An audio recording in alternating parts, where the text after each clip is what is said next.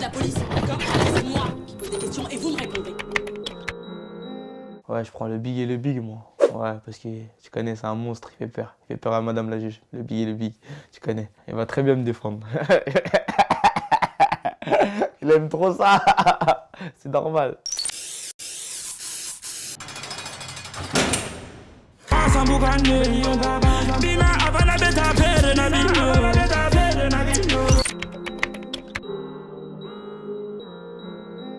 Quelque chose que j'ai vécu, survécu au GAV surtout. Tu vis pas une GAV, tu survis. Tu survis à une GAV, tu peux pas vivre, frère. Parce que gros, quand je sors des gardes à vue, je peux perdre 10 kilos dès que je rentre. Dès que je rentre, je perds 10 kilos. Parce que gros, c'est une survie, frère. T'arrives en GAV, t'es obligé de survivre, frère. Voilà. C'est pas une vie, la GAV, c'est pas une vie. Voilà, c'est pas une vie. J'étais en GAV, ça faisait 2 jours que j'étais en GAV, t'as vu. Et la procédure pour cette affaire, c'était 48 heures max en GAV. Ça veut dire que je suis en GAV, j'attends. Et vas-y, ça commence à faire pile 48 heures que je suis là.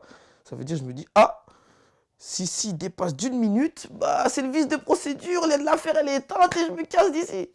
Ça veut dire, ça commence à être, tu vois, je commence à de plus en plus euphorique, de plus en plus euphorique. Et tu connais, hein, 90e minute, 91e même carrément, temps additionnel, l'OPJ m'appelle. T'es déféré au dépôt. Ah ouais, je le regarde, je suis tellement déçu. Je lui dis merde. J'ai raté le vice de procédure. Voilà, c'est un truc de ouf. Bizarrement, tu sais que ma première garde à vue, je l'ai bien pris parce que j'étais pas tout seul, tu vois. J'étais avec un pote à moi, ça veut dire que on galérait à deux, tu vois. C'est une des gardes à vue que j'ai le mieux pris de ma vie, je pense, la première même. Même si c'était la mieux, tu vois. C'était la meilleure garde à vue que j'ai faite. La première, ouais. Même, je peux même te dire l'année, je crois, 2000, si je me dis pas de conneries, 2012. Ma première garde à vue. Ouais, un truc de con. Un vol de scooter, un truc de con. Ça, c'est mon premier hit de ma vie, et mon premier single d'or, San Pellegrino. Je fais même un bisou, tu vois. Tellement en fait, c'est un son j'en suis sûr même, qui a marqué l'époque de certaines personnes de tout âge et que quand ils vont l'écouter dans plusieurs années, bah, ils se diront, ah ouais, mais ce son, je l'ai écouté quand, tu vois. Dans certaines situations, ils vont se retrouver, tu vois, je pense.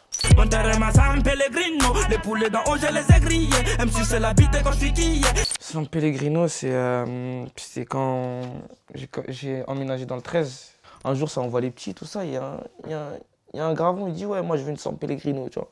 Et moi, juste le blaze, il m'a attiré, tu vois. J'ai dit, c'est quoi cette boisson? San Pellegrino. J'ai dit, ramène-moi une San Pellegrino. San Pellegrino, tastefully Italian. Il me ramène une San Pellegrino, je bois et vas-y. Après, je suis devenu un accro à la San Pellegrino. Là, tu vas au café, tu lui dis San Pellegrino, il te dit figue, c'est normal. T'as capté ou pas? J'aime beaucoup le blaze en fait. Tu vois, je suis un mec qui est très attaché au blaze. Ce qui est Grino, Pernambucano, tu as des blazes extravagants qui ont du flow, tu vois, j'aime trop.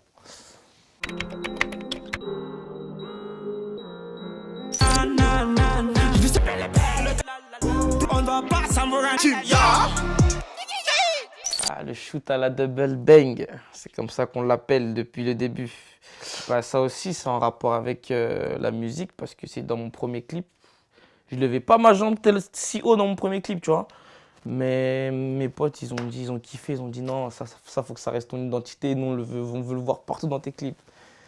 Vas-y, frère, ça coûte rien. Pour vous la famille, pour vous la cité. La gueule là de belle belle.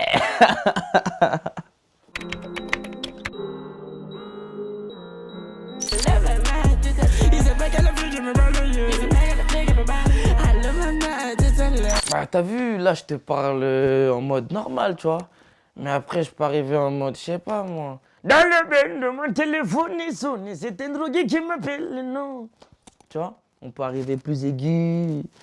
Quelle est dosée. Tu vois, c'est un jeu de voix que j'aime tellement et c'est mon identité en fait, tu vois. C'est mon identité, ça veut dire que des fois je pars, je reviens, tu vois.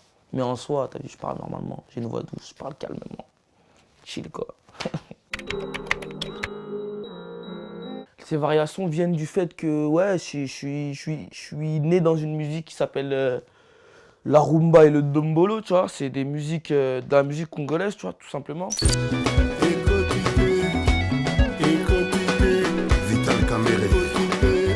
veut dire qu'on est fan des voix, et tu vois. Et moi, quand j'étais petit, cette musique-là, elle me liait beaucoup à, tu sais, je vais te dire des blagues, tu vas être choqué. Shakira et Christophe Maé, tu vois ce que je veux dire ou pas? Parce qu'ils ont deux voix qui ont des grooves de fou, tu vois. Ils ont des velours de fou dans leur voix, et moi, j'étais fan de ça. Qu'on s'attache et qu'on s'empoisonne avec une flèche qui nous illusionne, faut pas, non. Il y en a plein, il y en a plein. Après, tu connais, là, c'est les paroles, elles me reviennent pas en tête. Mais celui-là, je sais que c'est un classique de Christophe Maé, tu vois. Et étant aussi petit, étant fan de Michael Jackson, tu vois, cette petite voix aiguë, bah, en fait, j'étais dans l'exactitude de ma musique. Ça veut dire que je voulais vraiment reproduire tout ce que je voulais, tout ce que j'aimais bien, je voulais le reproduire exactement comme ça se faisait. Et de fil en aiguille, ça s'est créé en style, tu vois, parce que quand tu prends là-bas, tu prends là-bas, tu prends là-bas, ça devient toi, hein. Ça devient un mélange, mais qui te fait toi, tu vois. Le rouge et le bleu et le vert, non, le bleu et le jaune, ça fait du vert, je crois. Genre, bah là, c'est pareil. Ça a fait chili dedans. I'm bad, you know I'm bad. Tu vois, des trucs comme ça. Mais moi, l'anglais, voilà, j'aime pas chanter en anglais, voilà.